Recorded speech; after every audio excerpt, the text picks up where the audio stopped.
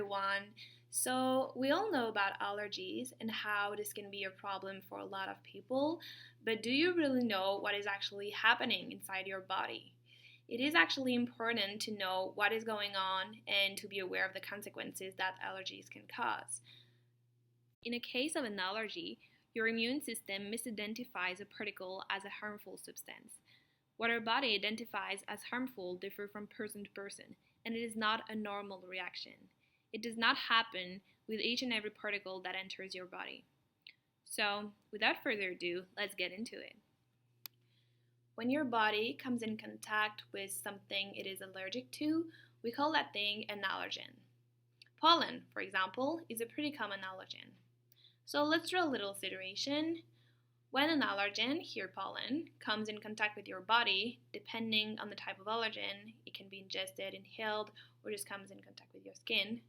And once it enters your body, it will be picked up by dendritic cells. So this is a dendritic cell.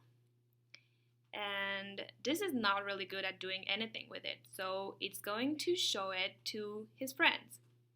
It ingests it and then it shows it on a receptor to T cells. Here the T cells have never seen it before, the allergen, so they're called naive T cells.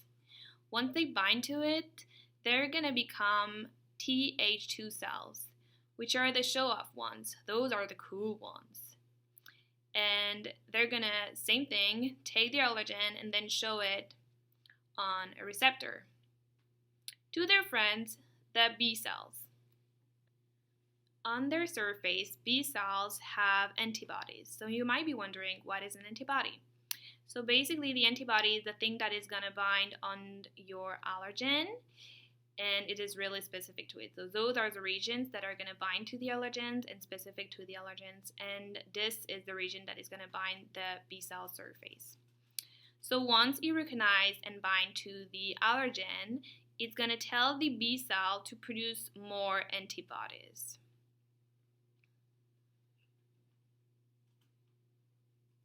Those antibodies are going to be the same one that was on the B cell and recognize the allergen. So those are going to be also specific for that same allergen.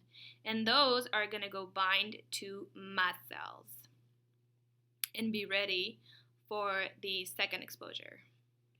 So here is the second time of exposure. So you come in contact with pollen again, and the guy is like, oh no, here's pollen again. That's going to start again. Well, it's going to get worse actually.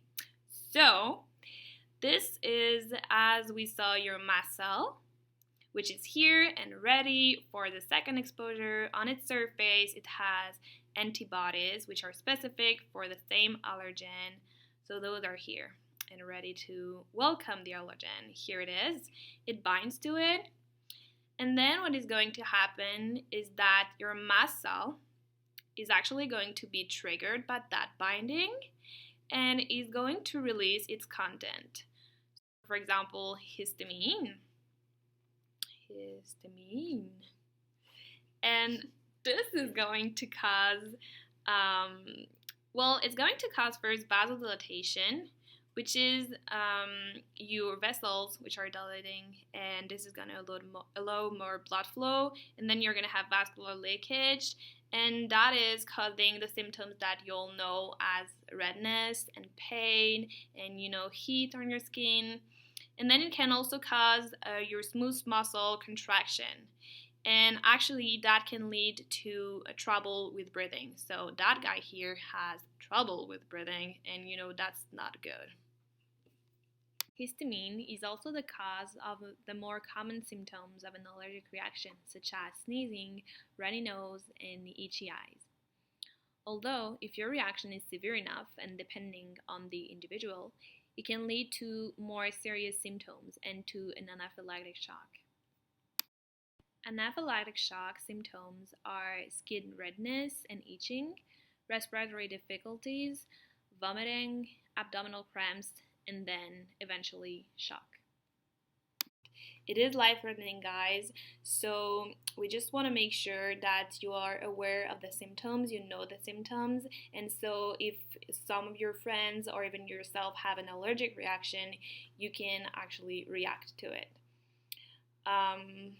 So if you know that you have a family history of bad allergic reaction or yourself are allergic to something, you want to make sure you carry your EpiPen and know how to use it and don't be afraid of using it. And also you want to call 911, of course. We just wanted to debunk some of the misconceptions general public usually have. So people seem to think that food allergies are not common, although 15 million people in the US suffer from food allergies, so you know it's quite common. This makes it even more important to be aware of the symptoms of a severe allergic reaction, since many people around you can be affected by food allergies. Also, fun fact, animal allergies are not caused by animal hair. Allergens we're reacting to in cases of animal allergies are dander, saliva, and urine. So, if you are suffering from allergies like millions of people across the globe, hopefully you can have some peace of mind knowing what is happening to your body and by knowing what to do if you're having an allergic reaction. Thank you for watching the video. I hope you appreciate it, and we'll see you in the next video. Bye bye!